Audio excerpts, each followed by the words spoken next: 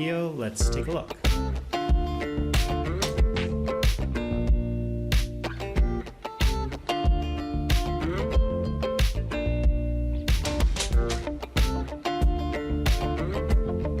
Sebastian Munster's Novae Insulae is in many ways the quintessential mid-16th century map, but for sure it manifests themes dating back to the 15th century and even earlier. Just looking at the title and an inscription in South America, we see that the New World landmasses are being understood as islands. Islands, of course, being stopover destinations on the way to the East Indies. We also see the Castilian and Portuguese banner representing the subdivision of newly discovered lands between Spain and Portugal, which was established in the Treaty of Tordesillas in June of 1494. And finally, there is a continued reliance on the by this time centuries-old account of the travels of Marco Polo as a primary source of information on East Asia.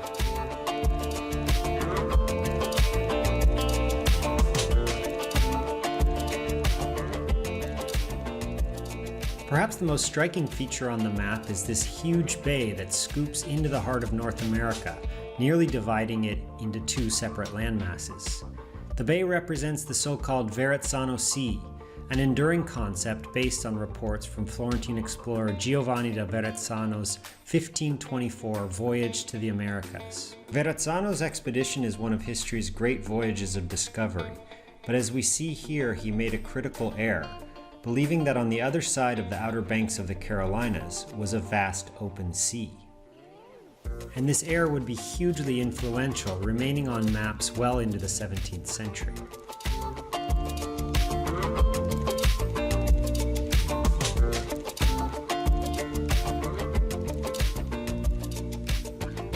Now, as map scholar Tom Suarez has pointed out, our map is best understood when it is placed alongside another map from the same volume, Munster's map of Asia.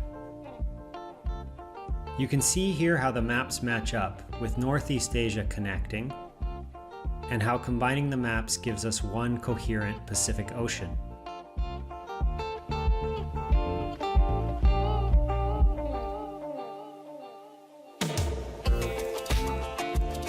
And among all the famous features on this famous map, this is certainly one of them. The first labeling of the Pacific Ocean on a printed map.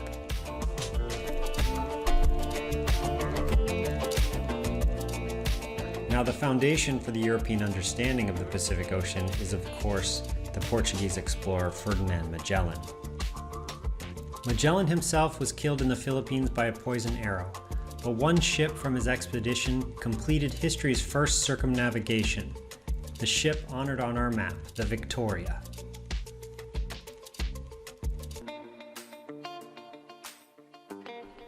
And the other key figure for the Pacific is, of course, Marco Polo. Now we can see that Munster has crunched the northern Pacific such that Japan, which is called Zipangri, ends up just off the coast of Mexico. But its inclusion on the map is really a testimony to the influence and resilience of Marco Polo's accounts. Polo related that experienced sea pilots sailed upon the China Sea and were well acquainted with the truth that it contains 7,448 islands, most of them inhabited. This makes its way directly onto our map.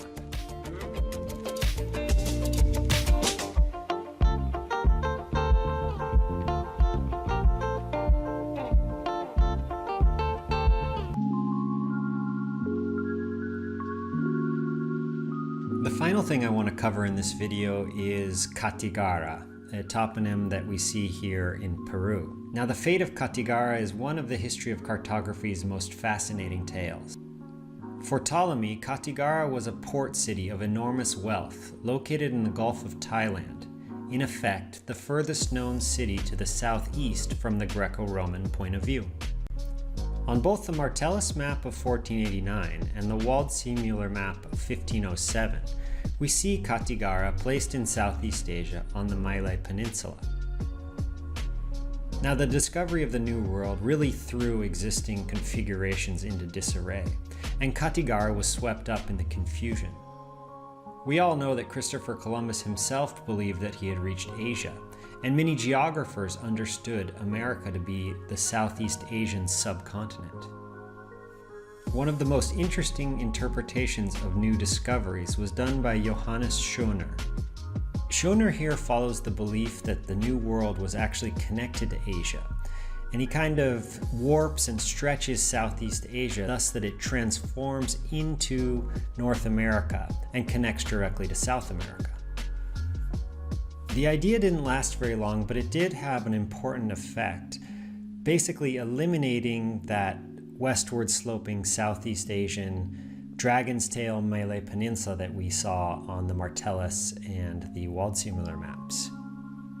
Now what's so cool about our map is that Kathiawar has been left behind, and basically half a century of adapting cartographic theory has seen Kathiawar move from Southeast Asia to Peru. We are, in other words, first-hand witnesses to how the old conceptualizations of the world were gradually being broken down and rebuilt by innovators like Sebastian Munster. I hope in this video we have shed light on this fascinating map. For more, please visit us at neatlinemaps.com. Thank you.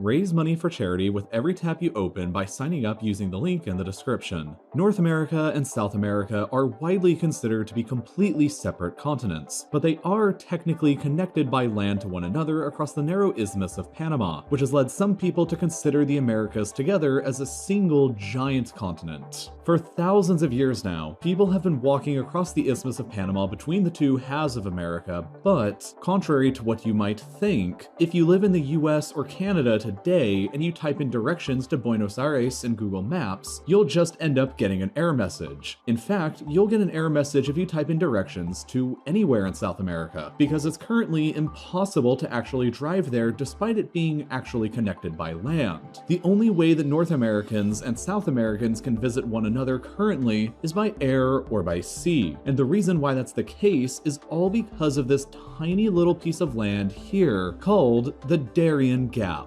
Allow me to explain why. Europe, Africa, and Asia are similar to the Americas in that they're each considered separate continents, despite them all being connected with one another by land. However, you can actually drive between all three of these continents, and that's been possible for a long time, while it's never been possible in the Americas. There are 22 sovereign nations that exist in the Americas that are all connected with one another by land. So in the early 20th century, a movement began forming to build a system of highways that would connect all 22 of these nations together for the first time and allow people and goods to be driven across them. Over a period of decades, that system of highways was constructed and it became known as the Pan American Highway. But like an annoying computer update, it's been stuck at 99% completion for decades now. In its 99% complete form today, the highway starts at the furthest northern point in Alaska at Prudhoe Bay on the Arctic Ocean and stretches all the way down through 14 countries with branches extending out across both continents before arriving at Ushuaia, the southernmost major city in South America. The 1% of the highway that isn't finished, though, is probably at the most critical possible point here on the border between Panama and Colombia. The highway stretches all the way from Prudhoe Bay in Alaska and abruptly ends here at Yavisa, Panama, while on the other side, it stretches all the way from Ushuaia, Argentina, and stretches all the way up before ending here at Turbo, Colombia. The so-called Darien Gap in between Yavisa and Turbo is only 100 kilometers wide as the crow flies, and as a result, there are no roads that connect Panama with Colombia, which means that it's currently also impossible to drive between North America and South America. You'd think that building a highway across just 100 kilometers of land would be fairly easy though, so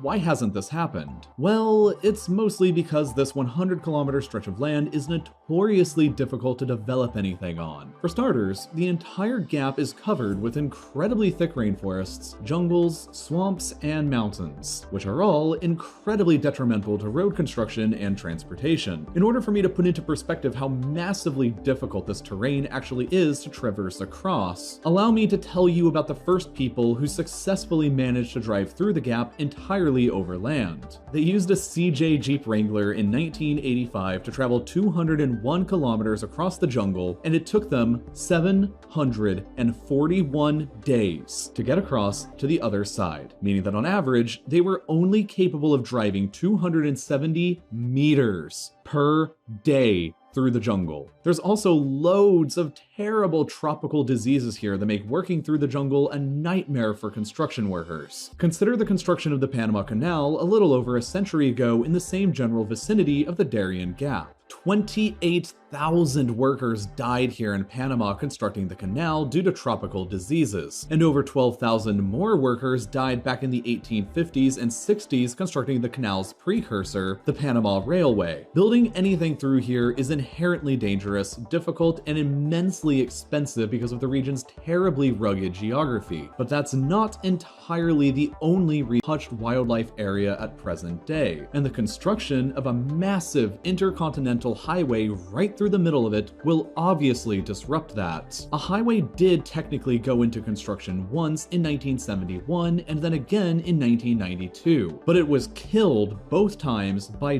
damning environmental damage reports. However, there have been some ideas peddled around that would mitigate this. One idea is to simply extend the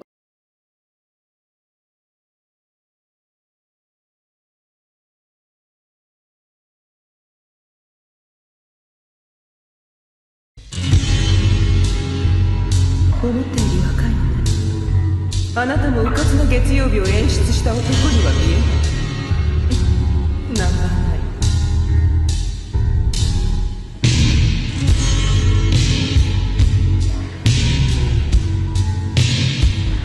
思っている若いね。あなたもうかつな月曜日を演出した男には見えない。な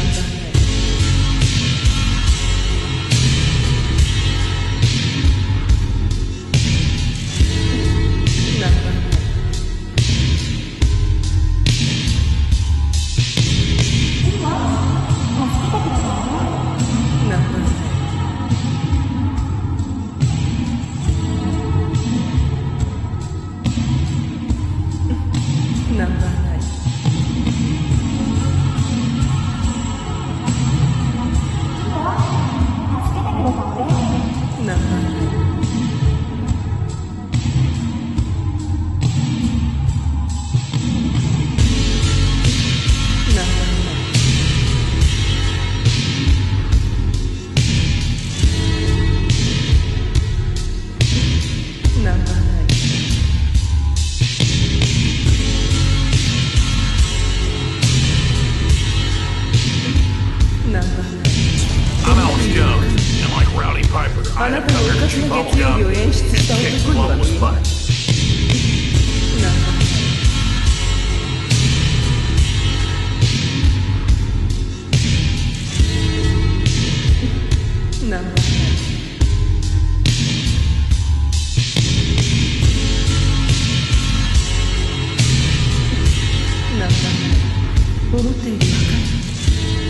あなたのうかつな月曜日を演出した男には見えない。